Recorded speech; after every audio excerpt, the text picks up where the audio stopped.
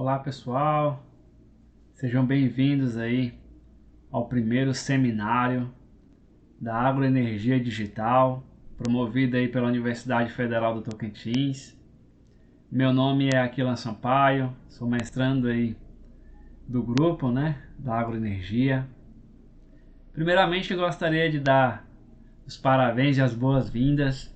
Se você está nesse seminário e está assistindo as nossas trocas de ideias, é porque você tem um interesse e tem um engajamento na parte do conhecimento, E falando em engajamento, interesse de conhecimento, eu estava testando aqui, bolando situações, N situações para esse nosso encontro, para essa nossa troca aqui de conversa, esse nosso bate-papo, E aí, como fazer isso sem parecer algo robotizado, sem parecer algo travado, mas parecendo algo que vocês sintam-se em casa, para parecer algo que seja o nosso diálogo aqui, seja a nossa troca de conhecimento, Então, por que não adotar esse caráter aí de parecendo mais uma live, Embora vocês estejam ouvindo ou já estejam vendo esse vídeo por meio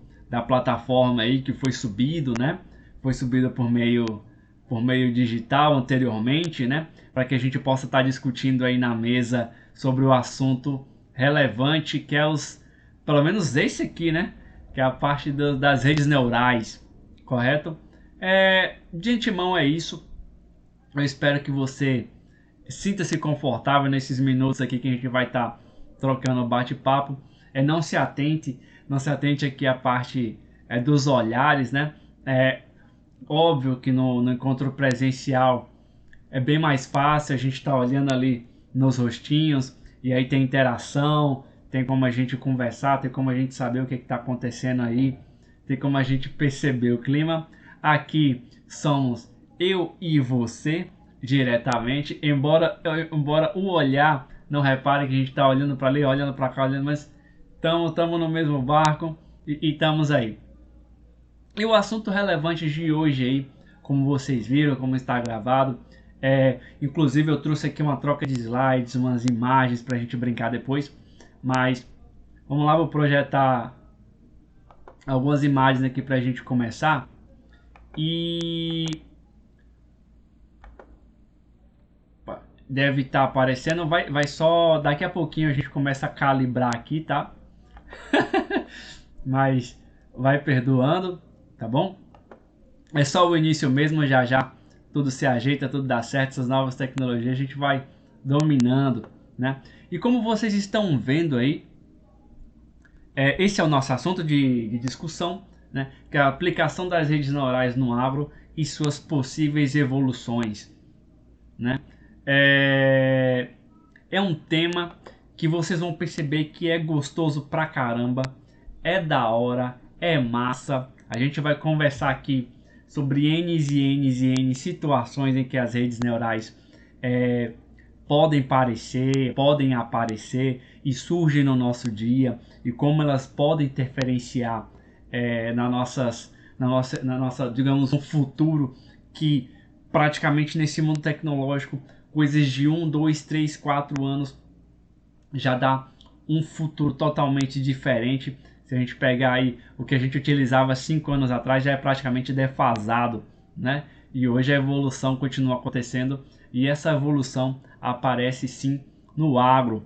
Então, falando de redes neurais, propriamente dita, a primeira ideia aí das redes, a ciência disso daí, foi tirada da parte fisiológica, óbvio, da parte biológica, Onde alguns, vamos até passar um históricozinho aqui, onde alguns aí cidadãos ou pensadores, vamos colocar assim, começaram a raciocinar, começaram a tirar a ideia de que as técnicas computacionais aí, apresentado como modelo matemático, elas foram praticamente inspiradas e baseadas nas partes dos organismos inteligentes, E quando a gente fala em organismos inteligentes, são aqueles organismos em que eles conseguem ter uma experiência, Eles conseguem aprender com a experiência em si. Isso a gente pode dizer que se trata-se de organismos inteligentes. E aí, só para exemplificar, para tirar uma ideia aqui, a gente pega, por exemplo, um cachorro caramelo, o lendário cachorro caramelo, né? Esse daí, sem sombra de dúvidas, é figura brasileira e dá pra gente tirar de ideias aqui a respeito disso. É um cachorro que praticamente vive por si no meio das ruas, né? Ele tá aí batalhando, tá aí lutando, e aí você percebe que quando ele encontra determinada situação ali para se alimentar e tudo mais, ele sabe que naquele canto tem alimento suficiente para ele e tudo mais, começa a vasculhar ali a sacola, daqui a pouco a galera já não coloca mais, sobe a sacola ali para cima, ele já fica louco, já tem que aprender a subir, né? Daqui a pouco some, ele já tem que buscar outro lugar, mas ele aprende, né? Por base nessas experiências, ele aprende. Assim também como dá para pegar, por exemplo, a gente, né? Nós que estamos aqui nesse seminário, aprendendo aí, trocando ideias, sim, também estamos em constante evolução, estamos evoluindo, não é? Por que não? Melhorando com as nossas experiências. E sempre que a gente parte para essa parte educacional, é evolução, é sempre aprendendo coisas novas. E também a gente pode aplicar isso nas partes do dia a dia, né? Quando, por exemplo, temos experiências negativas, um queimado, algo do tipo, a gente sabe que aquela experiência marcou em algo e a gente aprende com os erros, né? Aprende com as situações e acaba que nos tornamos pessoas melhores. Então as redes neurais, ela veio justamente daí, ela veio dessa interação de como funciona a caixa da mentalidade humana, como funciona a sintaxe, as interações ali que ocorrem no cérebro, e acabou que sendo modulada ali meio que matematicamente, né? E daí a gente trouxe aqui uma curiosidade para a gente começar a discutir algumas situações que... Opa, meio que deu uma travadinha aqui. Opa, foi. Uma curiosidade que, por exemplo, esses modelos matemáticos que a gente estava começando a adotar, começando a falar sobre como eles são construídos, geralmente ali eles são processados nas casas de centenas ou milhares de unidades, né?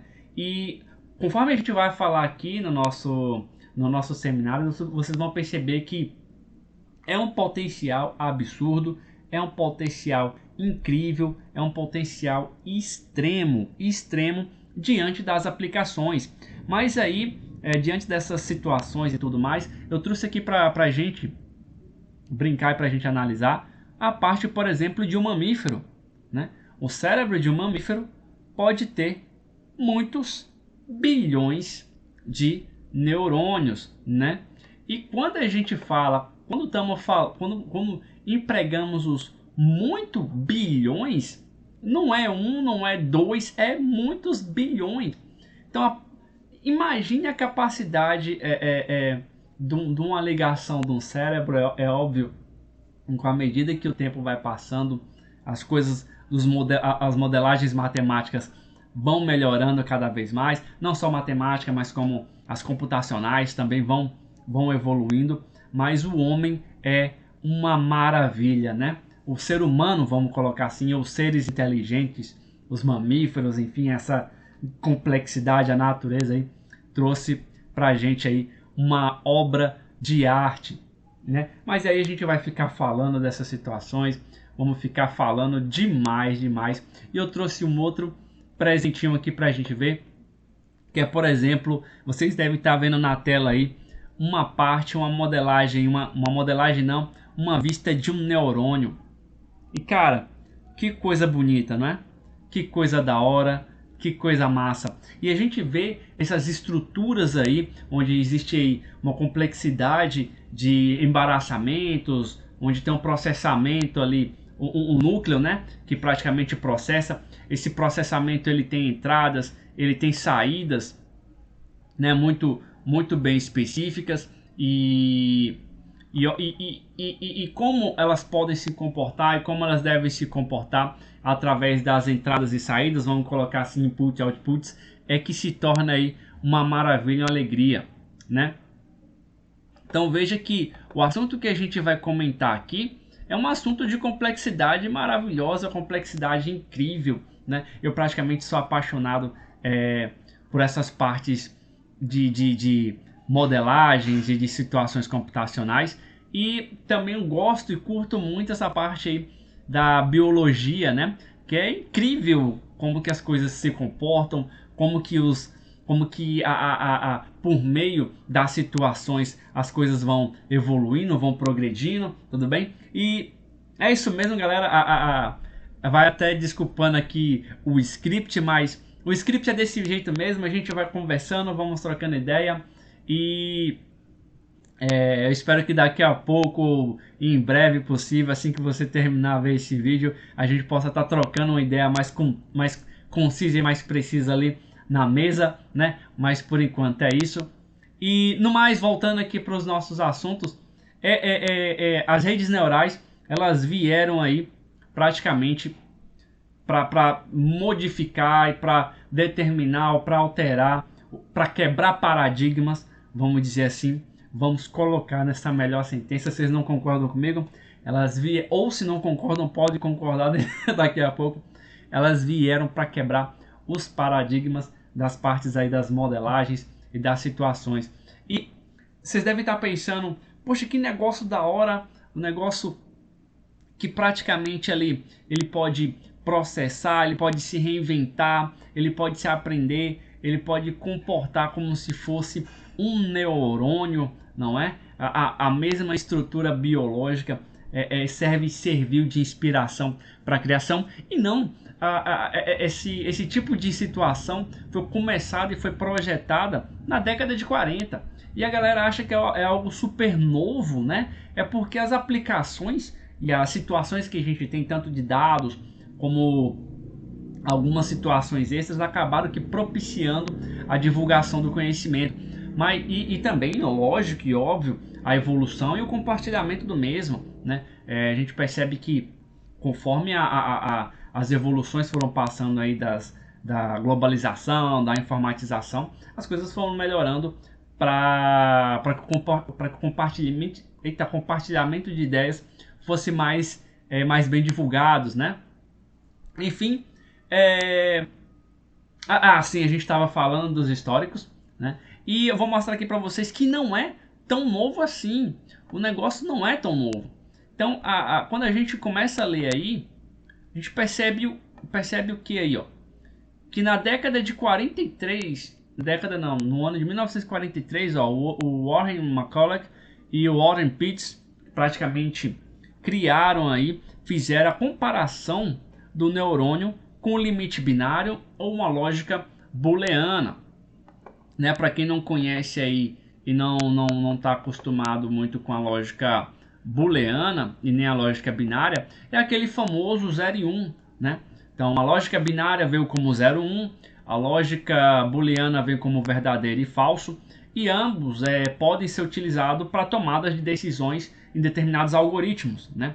Então, a partir do momento que é construído, que é determinado um algoritmo, ele pode ser aí adotado como verdade ou como falso, ou pode ser adotado na forma de decisão como 0 e 1, tá?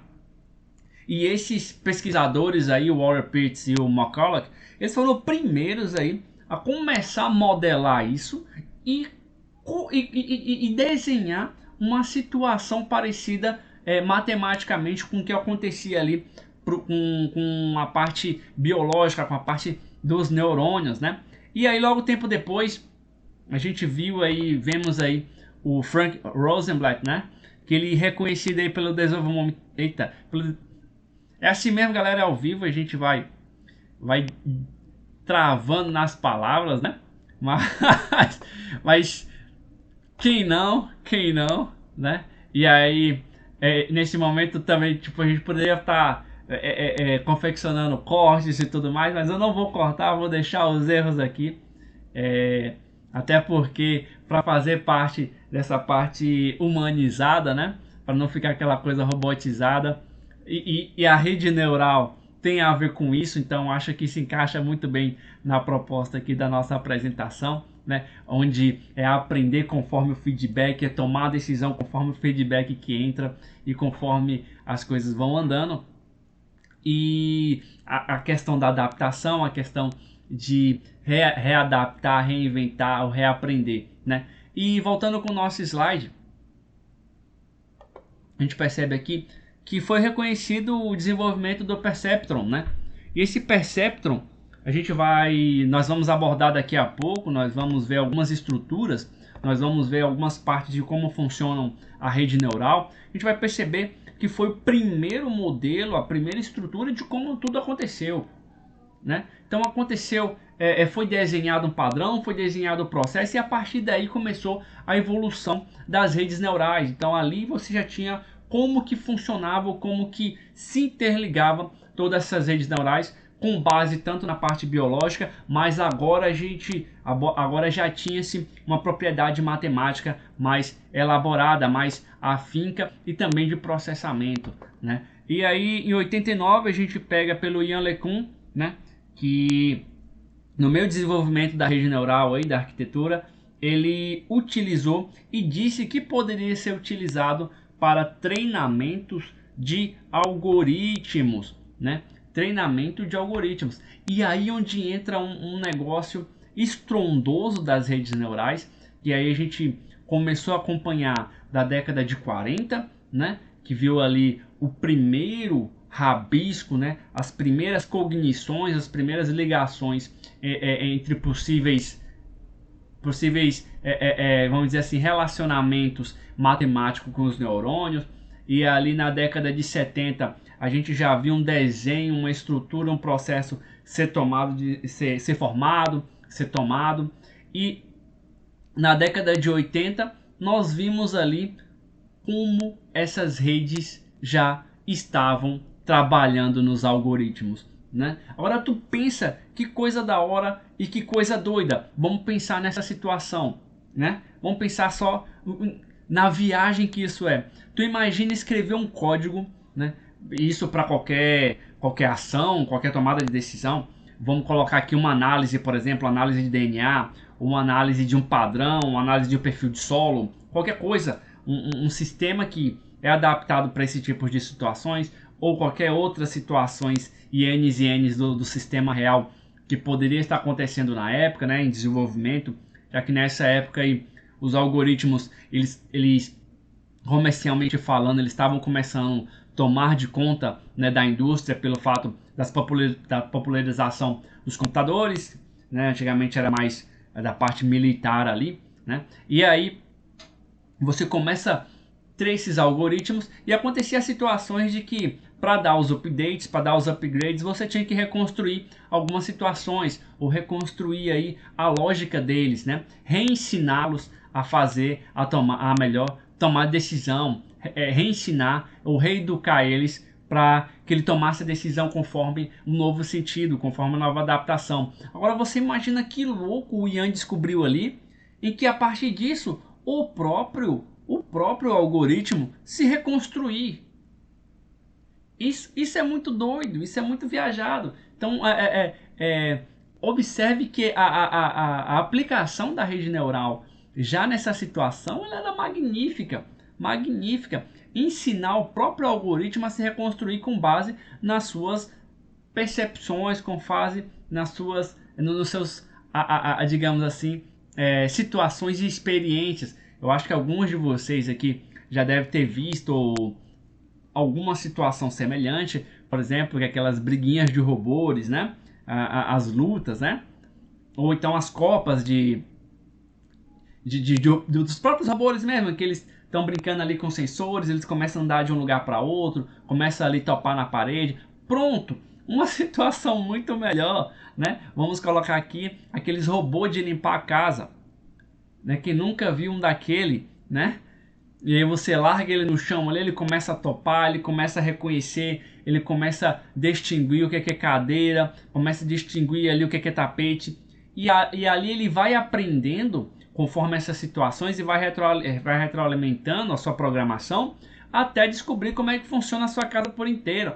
Na terceira, quarta vez que ele for rodar, que ele for limpar aí a sua casa, você vai ver que ele já está muito mais assertivo nos cantos, ele já está muito mais assertivo no ambiente, ele já praticamente rastreou e mapeou ali a sua casa inteira. E é isso aí onde as redes neurais estão sendo aplicadas, né, comercialmente, né? A gente vai comentar sobre muitas outras coisas aqui enfim, e algumas possibilidades. Eu gosto de eu começo a me animar e começo a dar os spoilers da situação, né?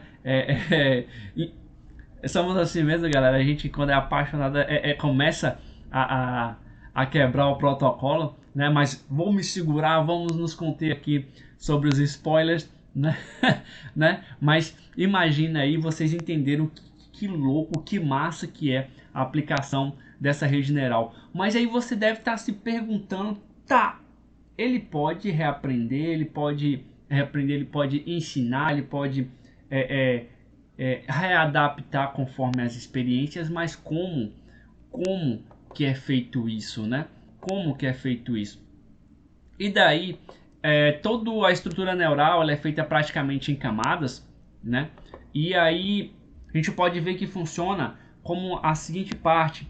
A gente tem aí a parte de entrada, correto? Vocês devem que é como se fosse, devem pensar como se fosse num processo de produção padrão, tá? A gente tem o input, tem o process, né? Tem o output, que é o processo de operação padrão aí de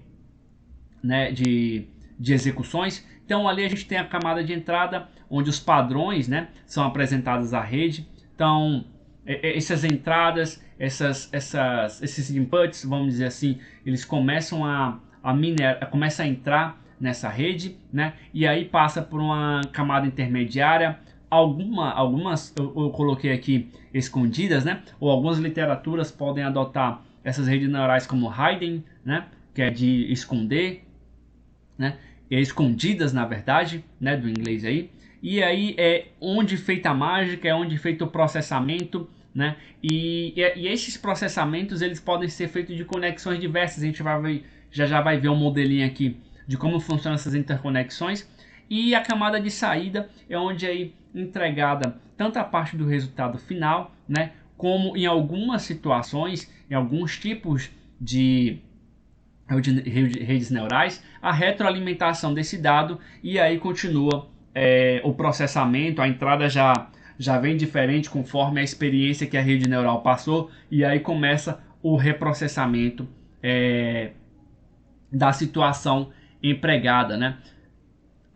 Deixa eu ver se eu acho um modelinho aqui para a gente ver mais fácil. Então, conforme nós descrevemos, fica muito bem claro aí a parte das entradas. Então, não necessariamente vai ser uma, vai ser duas, vai ser três, mas ela pode ser diversas entradas. E essas entradas vocês devem estar percebendo aqui que ela tem ligação com esses pesos, né? Os pesos ele define mais ou menos se os padrões eles estão sendo aceitos, na verdade, se os padrões eles estão dentro do esperado, se eles vão ser aceitos ou se eles vão ser recusados, ou se vale a pena processar esse padrão, ou se vale a pena recusar esse padrão. Então, a partir dali é feito esses pesos para saber conforme a identidade da entrada que foi recebida, né, que foi imputada ali no sistema. E daí a gente tem as partes dos neurônios intermediários, que foi aquela camada que a gente falou, que pode ser também conhecida como camada escondida, ou a hidden, né? E aí é aqui onde acontecem os processamentos, é aqui onde a mágica acontece, né? E você percebe que existe correlações entre o passo anterior. Então ali as informações podem estar circulando constantemente até que o resultado seja apurado, até que o resultado seja alcançado de acordo com o padrão de entrada ou com a solução ou com o resultado esperado, tá? E aí logo após esses dados passarem pelos neurônios intermediários ou pelas camadas intermediárias, a gente entra aí nas camadas de saída, né? Os neurônios de saída, que eles já entram com os dados, já com os resultados. Lembrando que esses resultados, eles podem ser aí retroalimentados, né? Então, tem a possibilidade desses resultados voltarem como se for um feedback, voltarem como se fosse aí uma parte de um dado mais trabalhado, e esse dado trabalhado começa a ser circulado de novo até que você encontre aí possíveis, não vamos falar de soluções, mas possíveis situações em que a rede possa trabalhar ou possa reagir, né? Então, por meio disso, vocês viram que é um negócio incrível, é fantástico. Eu praticamente vislumbro toda essa estrutura, sou apaixonado pela parte da rede, né? Eu já falei para vocês aqui que sou apaixonado não só pela parte da modelagem computacional, mas como tudo isso acontece. E tá passando essa breve experiência para vocês aqui de como que funciona as redes, para mim é top demais. É top demais. E aí vocês devem estar se perguntando, beleza, teve todo aquele aparato histórico, teve toda aquela situação que a gente achava aí, ou que não sei se vocês achavam que as redes neurais era algo muito novo, né, que começou a surgir aí recentemente, né, mas já percebemos aqui pelos nossos comentários, pelos nossos diálogos, que ela veio de tempos anteriores, né, ela veio aí de alguns anos, e aí conforme o tempo foi passando ela veio evoluindo, mas o modelo de processamento funciona na base das camadas, né, que é praticamente o que o nosso processador master aqui, né, que o nosso cérebro pode fazer.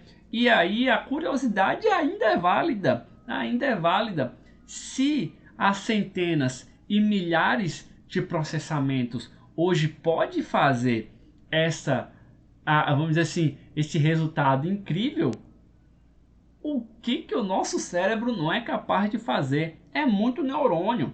É muito neurônio. E só nessa tomada de decisão, nessa situação em que você está aqui, ó, em que a gente está discutindo essa situação, olha o tanto de coisa que não está passando, que você está processando. Você está processando imagem, daqui está processando um som, daqui a pouco você está processando o tato aqui, né? É frio, é calor, eu tô com o ar ligado ali, eu não estou sentindo frio, mas está gostoso, né? Não estou suando feito um cuscuz, né? No Tocantins aqui só tem 2 estações. Vocês que não conhecem o Tocantins, que estão assistindo de fora aí de outro estado, venham conhecer o Tocantins, né? Para quem curte o calor é muito bom, né? Eu sou baiano, vim parar aqui há algum tempo e me apaixonei pelo estado, massa mesmo, muito massa.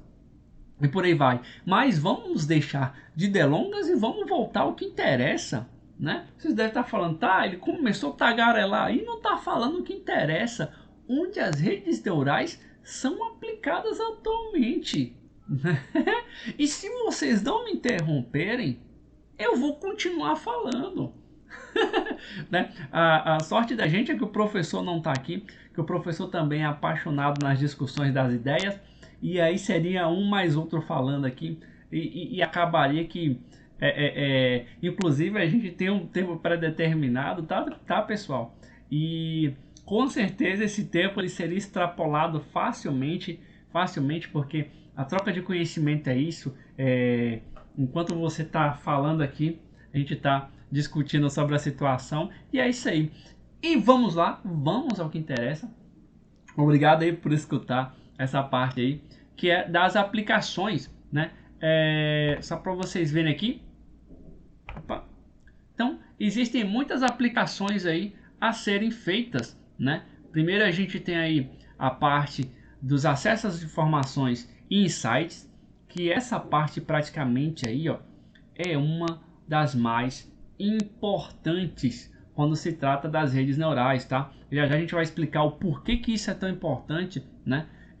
Até no comentário mesmo, assim que a gente acabar de ler essas situações aqui, vocês vão entender como que esses insights, como que essas informações, elas impactam não só na nossa vida, mas em todo o nosso aprendizado e futuro, não só aprendizado, mas na vida, né? Então aí a gente tem as redes hoje sendo aplicadas para calcular e prever resultados, né? Aí você fala assim, como assim prever resultados?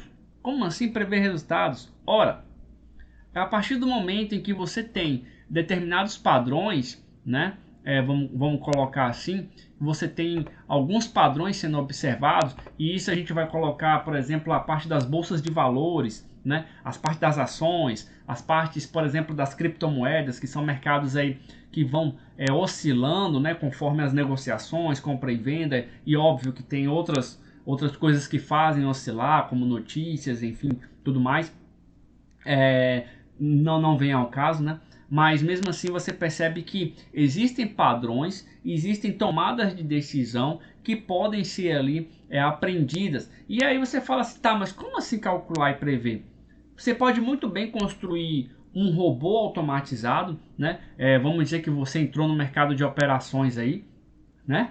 Não sei se alguns de vocês que estão me ouvindo agora que são traders ou se são pretendentes a traders, mas é aplicável essa situação. Então aí você está nesse mercado de ação, aí você está engajado, daqui a pouco você, por um motivo ou situação, você não tem tempo para ficar aplicando diariamente ou minuto a minuto ou segundo a segundo, como é acontecido em algumas situações de aplicações, né? Dessas partes de negociações, e aí você ensina um robô, você constrói um algoritmo para aprender conforme as suas decisões e conforme o que vai acontecendo, né?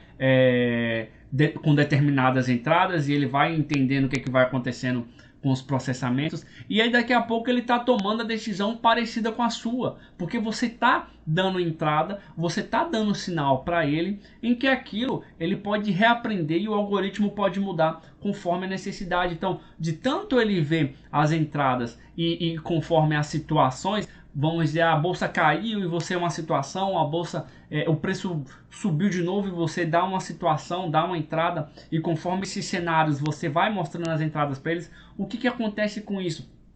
Eles aprendem e começa a te dar as informações, começa a te dar os insights. Então, digamos que daqui a pouco o seu sistema já rodou tanto, que daí ele já entende e fala assim, olha, a bolsa caiu, você pode já comprar, e você às vezes compraria, mas vamos dizer que naquele instante ou naquele minuto você não quer comprar, mas o sistema te deu um insight, ele te deu uma informação. Você seguir ou não a informação é uma coisa, mas você percebe que esse recalcular ou esse trabalhar, ele pode ser sim aprendido conforme as experiências e conforme as tomadas de decisão. Então, cabe ou não o usuário final decidir se vai adotar o resultado ou não, mas o aprendizado no sistema ele praticamente continua, né? E voltando às nossas aplicações aqui, a gente tem aí melhora dos processos em tempo real, né? E realizar, por exemplo, atividades em... só essa parada de tempo real aqui. Isso é importantíssimo, importantíssimo hoje. Imagine algumas situações, eu sou engenheiro de produção, e daí em algumas situações você precisa fazer uma modelagem computacional para ter uma tomada de decisão.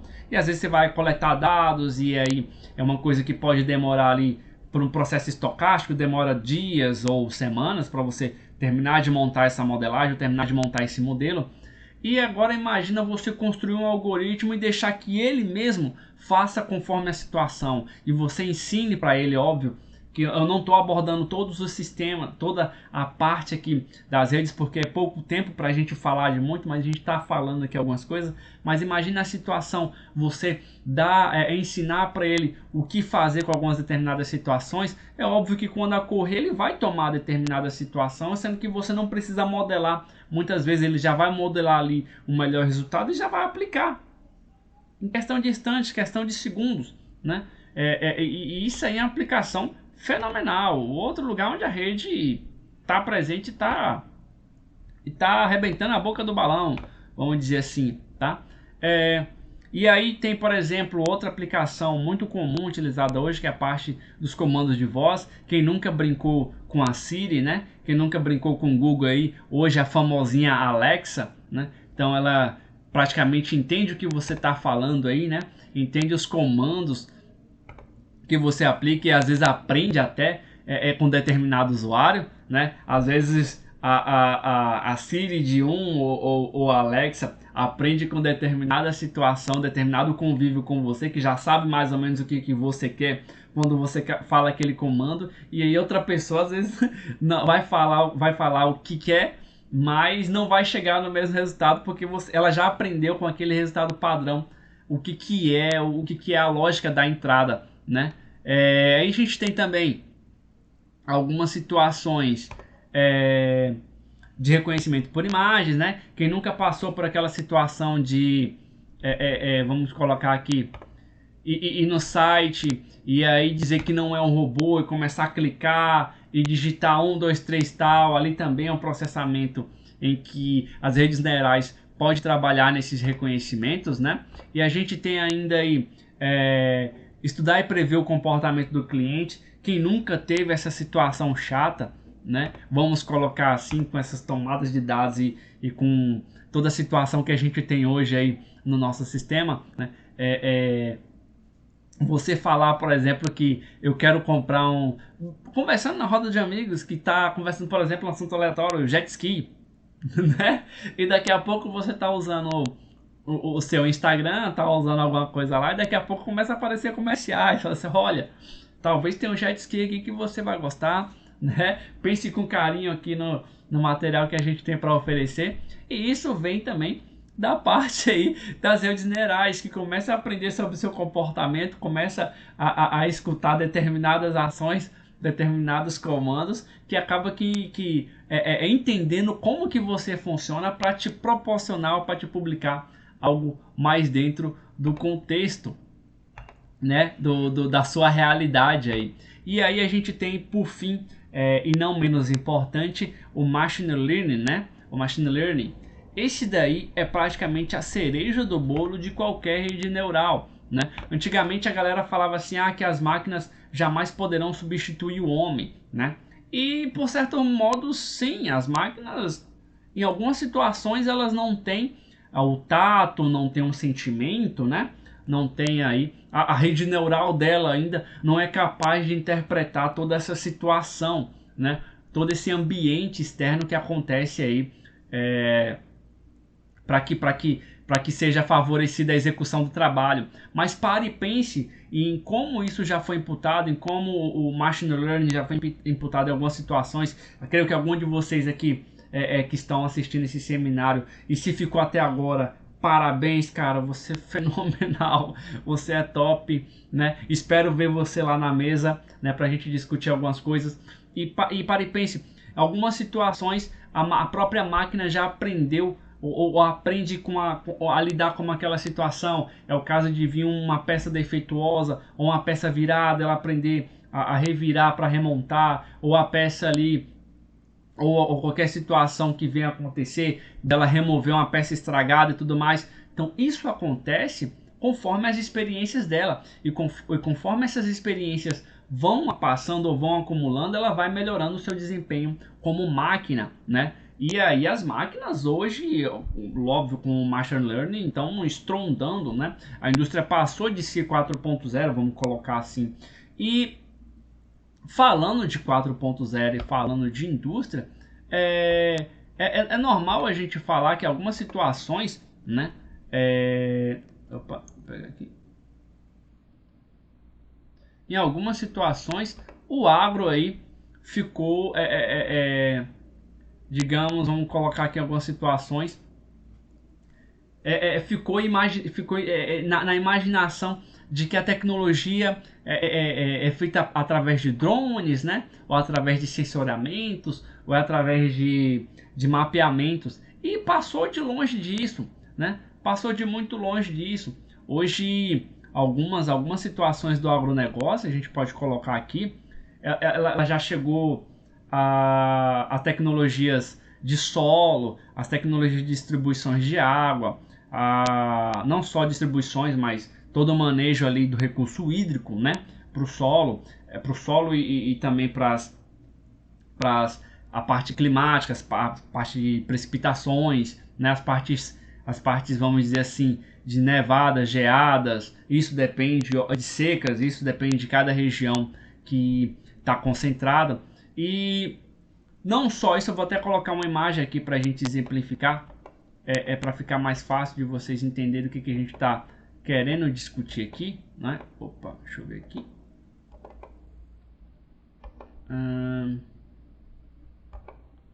Que é meio que para quebrar o tabu disso, né? Onde o agro se encontra.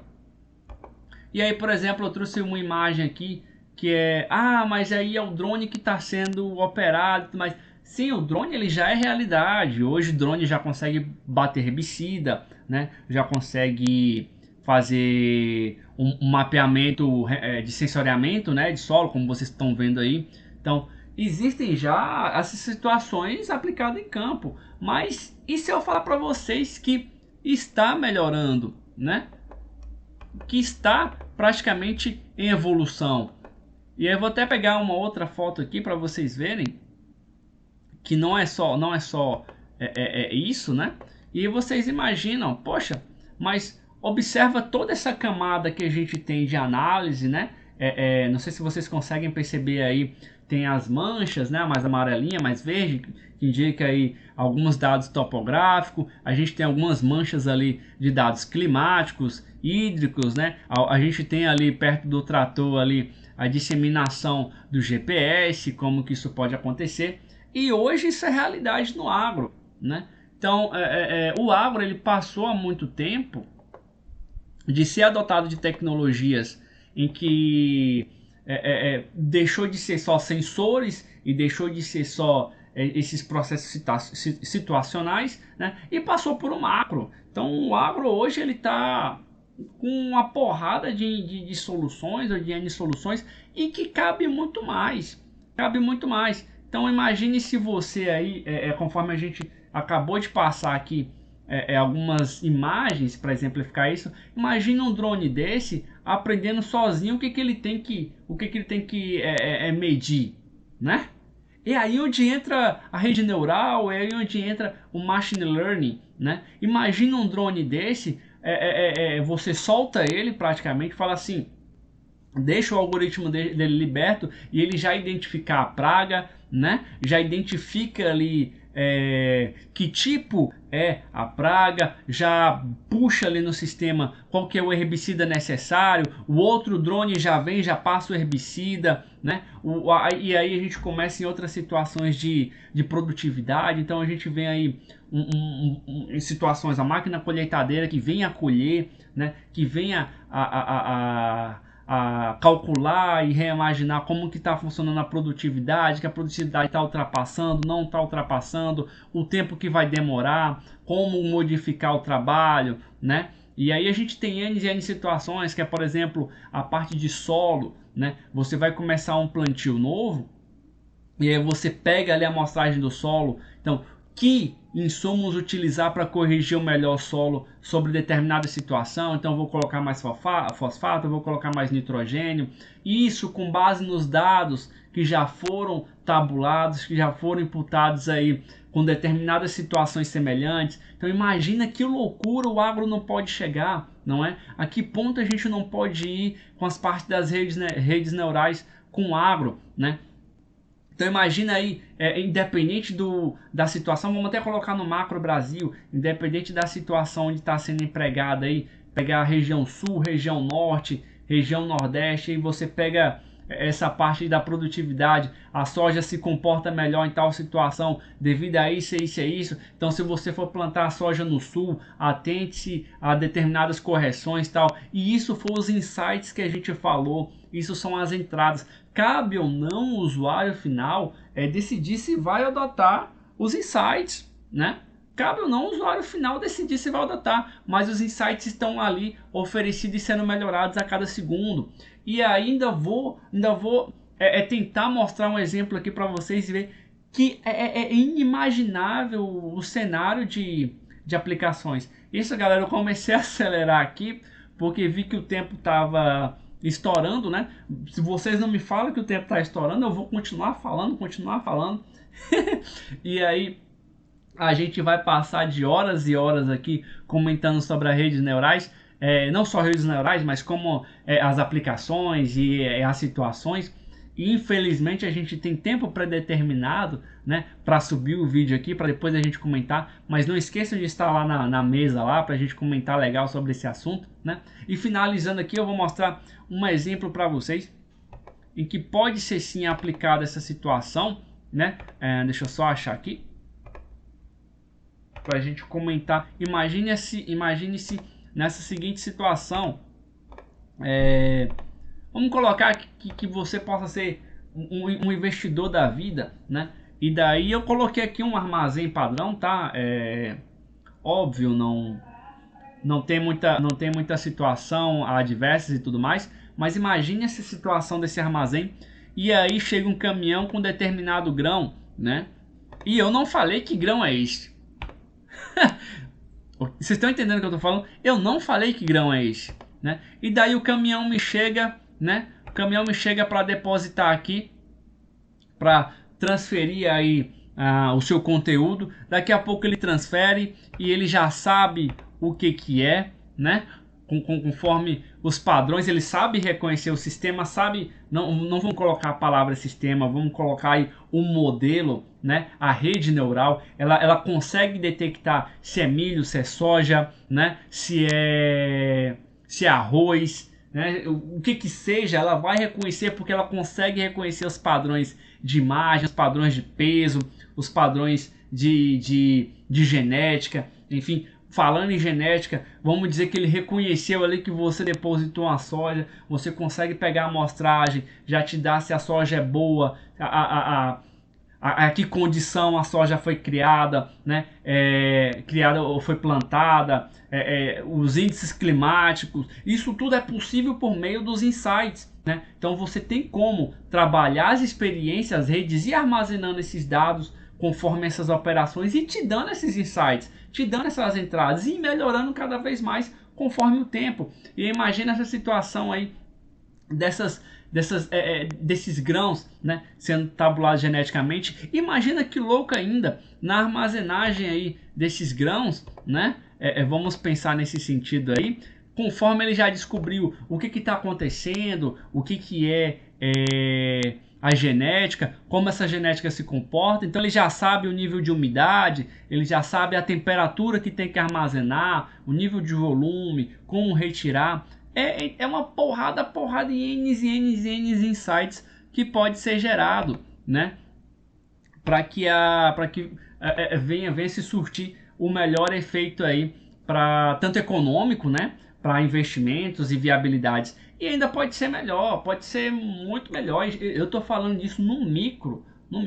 Eu vou até transferir aqui, ó, para um cenário mais amplo, né? Vamos colocar a nível nacional aí, onde por meio dessas situações as redes começam a reconhecer aonde que está circulando o dinheiro e como esse dinheiro está circulando. Por exemplo, falando do agro, vamos voltar a falar do agro aqui. Você percebe que determinada região está tendo uma demanda maior de soja, outra determinada situação está tendo uma demanda maior de milho e por aí vai. Como eles estão se comportando, aonde essas demandas estão levando, aonde é melhor transportar, como é melhor transportar, em que armazém determinar, correto? Então você sabe. Olha só que louco, que a gente acabou de falar disso no exemplo anterior. Você sabe a genética, você sabe como armazenar, você sabe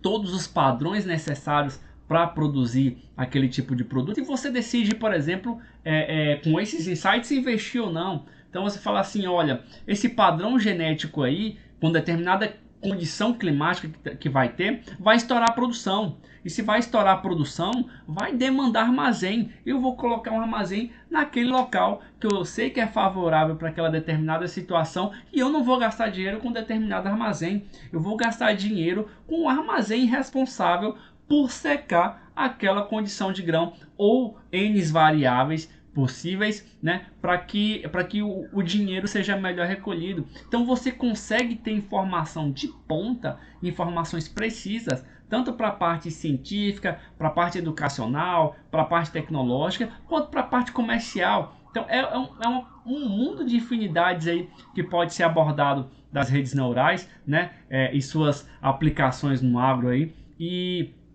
a gente pode falar, pode trocar ideias e não vai acabar porque tem N e N situações. Mas infelizmente nós vamos parar por aqui, né? Já esgotamos um tempinho bom aqui dos nossos comentários. Espero que você tenha curtido o nosso tempo aqui, passado um tempo de qualidade, né? Escutando aí algumas ideias sobre as possibilidades das redes. E eu espero ver você lá na nossa mesa, né? Para discutir. Óbvio que esse vídeo pode ficar aqui para diversas operações, para conhecimentos diversos, mas espero trocar uma ideia melhor, um bate-papo sobre como essas situações podem ser aplicadas, que é mais rica ainda e por aí vai. De qualquer modo, agradeço aí a galera por ter ficado até o momento, né? Esse compartilhamento. Infelizmente vamos parar, mas é isso e aguardo você em breve. Até mais.